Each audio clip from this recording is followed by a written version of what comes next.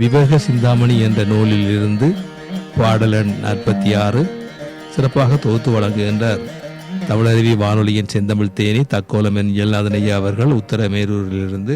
வாருங்கள் ஐயா. தமிழே அமுதே வருவாய் நிறைவாய் தருவாய். உலகெங்கும் உள்ள தமிழ் உறவுகளுக்கும் ஜெர்மனி தமிழருவி வானொலிக்கும் இயக்குநர்கள் தமிழ்வேல் திரு நைனை விஜயன் அவர்களுக்கும் தமிழ்ச்சுடர் திருமதி சசிகலா நைனை விஜயன் அவர்களுக்கும் நேயர்களுக்கும் மற்றுமுள்ள அனைவருக்கும் என் வணக்கம். விவேக சிந்தாமணி எனும் தலைப்பில் அந்நூலில் உள்ள பாடல்களையும் என்னுள் பதிந்த கருத்து தெளிவுரையும் வழங்குகிறேன். தக்கோலம் என் ஜலநாதன், உத்திரமேரூர், தமிழ்நாடு. விவேக சிந்தாமணி பாடல் 46. அற்பரால் எல்லாம் அழியும். அற்பரால் எல்லாம் அழியும்.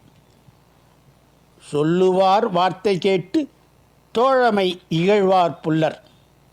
நல்லவர் விசாரியாமல் செய்வரோ. நரிசொல் கேட்டு வல்லரி எருதும் கூடி மாண்டதோர் கதையைப் போல புள்ளியர் ஒருவராலே போகுமே அற்பர் நேசம். அற்பரால் எல்லாம் அழியும்.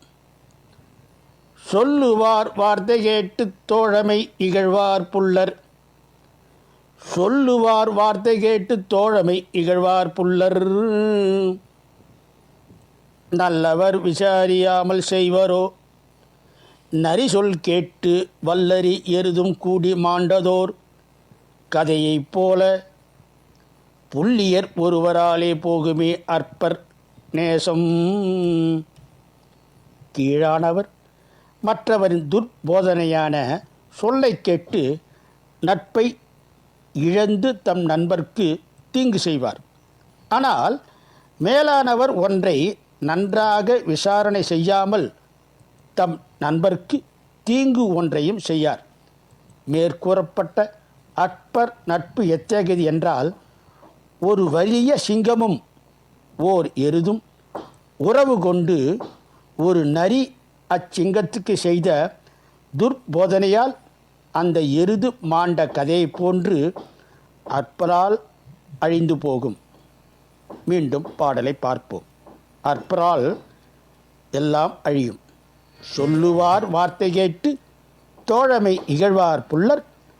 நல்லவர் விசாரியாமல் செய்வரோ.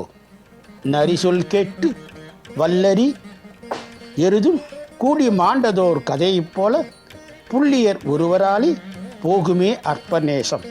இத்துடன் இன்று நிறைவு செய்து தொடர்ந்து வரும் நாட்களில் விவேக சிந்தாமணியில் உள்ள பாடலையும் என்னுள் பதிந்த கருத்து தெளிவுரையும் பார்ப்போம். வாய்ப்பளித்த ஜெர்மனி தமிழருவி வானொலிக்கும் மற்றும் உள்ள அனைவருக்கும் நன்றி, வணக்கம். தக்கோலம் என் ஜலநாதன், உத்திரமேரு சங்கத் தமிழ் இலக்கிய பூங்கா.